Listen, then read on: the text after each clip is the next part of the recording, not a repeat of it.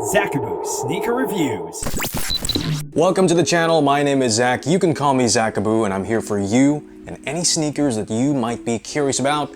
No brand snobbing, no shaming whatsoever. I personally consider today's shoe to be an absolute classic, even though I didn't exactly grow up in its era of shoes. But even then, over the past few years, Reebok has given us so many colorways, and today's version might just be one of the easiest to rock casually. This is the Reebok Question Low Gray Toe.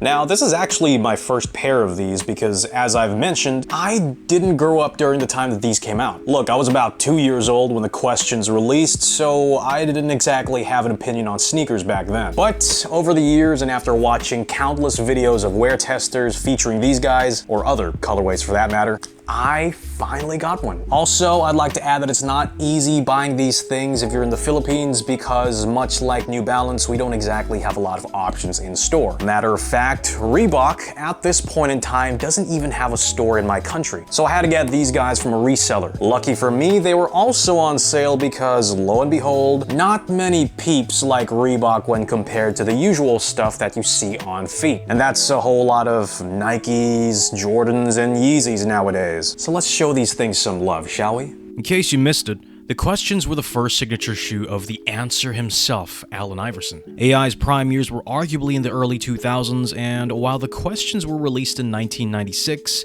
they may very well be his most memorable sneakers. The mids were meant for on-court, while the lows were meant for lifestyle. First thought that comes to mind when I hold these things?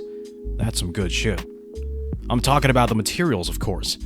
Buttery leather all the way around, and even the toe cap is real leather with a patent finish. The colorway itself is very clean for the most part, and this is really the way to go when making new colorways for classic sneakers. Original color blocking, but with a different accent color. And yes, this is a new colorway of the OG version, because to my understanding, the OGs actually had suede instead of patent leather, just like this. White with a touch of light gray, and a translucent outsole to go with it, and you're ready for summer, even though this shoe isn't the most breathable thing in the world.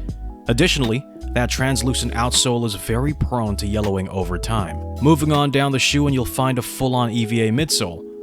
I wouldn't call them the most comfortable things in the world just because they look thick, but they are nice enough for all-day use. Not bouncy at all, not plush, just a sort of dead foam, which isn't bad at all if you use them casually. Don't let those hexalite pods on the side fool you. They're just there for show, as this is Reebok's version of Nike's Air Bubble, which you'll see on something like an Air Max. There is still a super minimal amount of hexalite in the heel, but it's nothing to write home about, and nothing like the OG hexalite, so I'm told. Sizing, I feel, is true to size. I went with my usual 9.5, and that worked out just fine for me, even though it's a little snug up front. Wide footers, try these on first. For everyone else though, when in doubt, go true to size.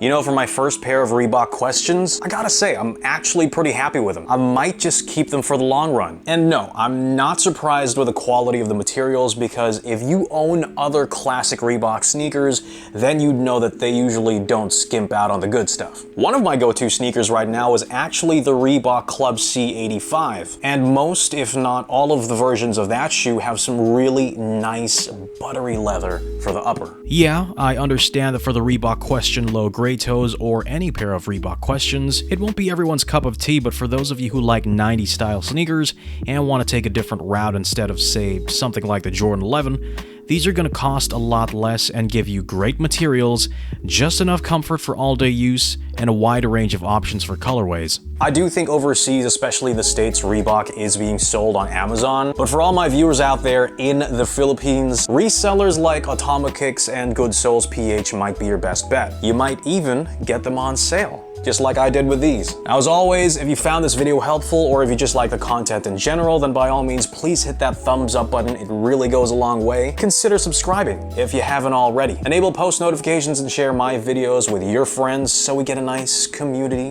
going on. And I'd also love your suggestions for any other shoes that you guys would probably want me to review. My name is Zach. You can call me Zachaboo. Thank you so much for watching, and I will see you next time.